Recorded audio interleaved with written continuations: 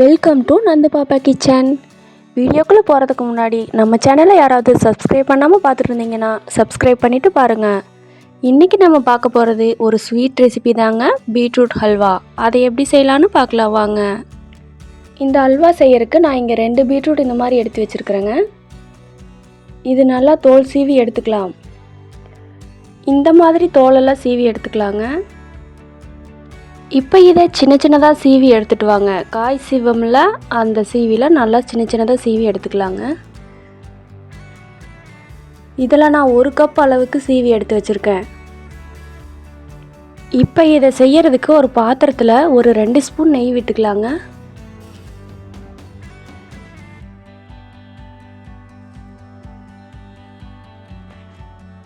நெய் நல்லா காஞ்சதும் நான் இங்கே 2 பாதாம், 2 முந்திரி, 4-5 கருப்பு திராட்சை எடுத்து வச்சுருக்கேன்.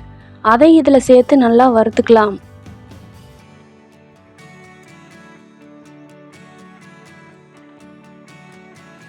இந்த நட்ஸ் எல்லாம் நல்லா வறுபட்டதுக்கப்புறம் இதை வேறு பாத்திரத்துக்கு எடுத்து வச்சிடலாம். இப்போ அதே பேனில் நம்ம எடுத்து வச்சுருந்த பீட்ரூட்டை இதில் சேர்த்துக்கலாம். பீட்ரூட்டை நல்லா வதக்கி விடுங்க. கொஞ்சம் தண்ணி விட்ட மாதிரி இருக்கும், அந்த தண்ணியெல்லாம் சுண்டுற வரைக்கும் நல்லா வதக்கி விடுங்க.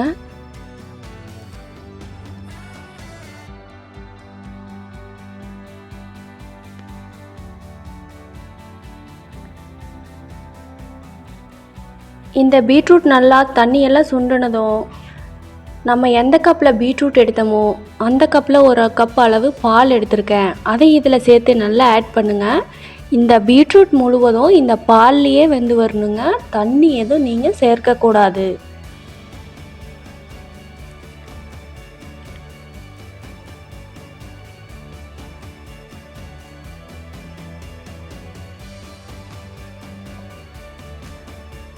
இதை ஒரு மூடி போட்டு குறைவான தீயில வேக வைங்க. அதிகமாக வச்சிங்கன்னா நம்ம பால் சேர்த்துருக்கிறோம்ல, அது பொங்கி வந்துடும். இந்த மாதிரி நல்லா வேகட்டும்.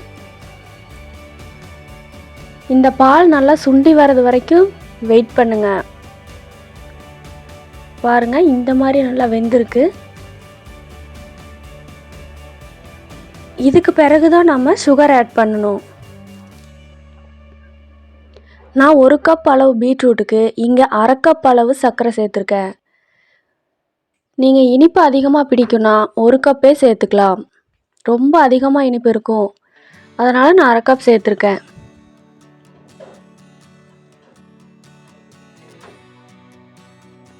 சர்க்கரை ஆட் பண்ணதுக்கப்புறம் நல்லா கிளறி விடுங்க. அது கொஞ்சம் தண்ணி விட்ட மாதிரி வரும்.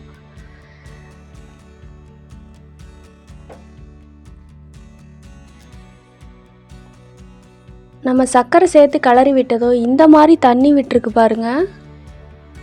இந்த ஸ்டேஜில் நீங்கள் நல்லா கிளறி விட்டுட்டே இருங்க, இல்லைன்னா அடி பிடிச்சிக்கும்.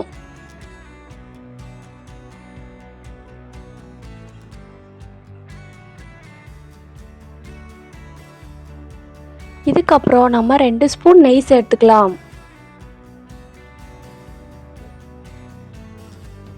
நெய் சேர்த்து நல்லா கிளறி விடுங்க.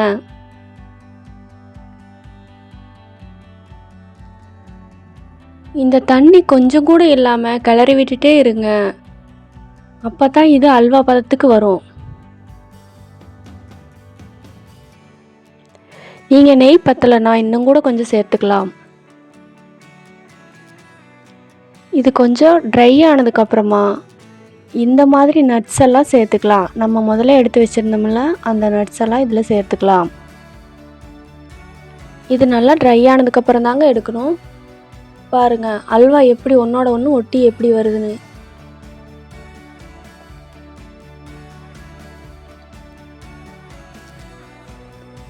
அவ்வளோதாங்க, நம்ம அல்வா சூப்பராக ரெடி ஆயிடுச்சு. இதை நம்ம வீட்லேயே சிம்பிளாக செஞ்சிடலாம். நம்ம குழந்தைகளுக்கு கொடுக்கலாம். கடையில் வாங்கி தரக்கு பதிலாக இப்படி செஞ்சு கொடுக்கலாம். பாருங்கள் எவ்வளோ கெட்டியாக இருக்குது.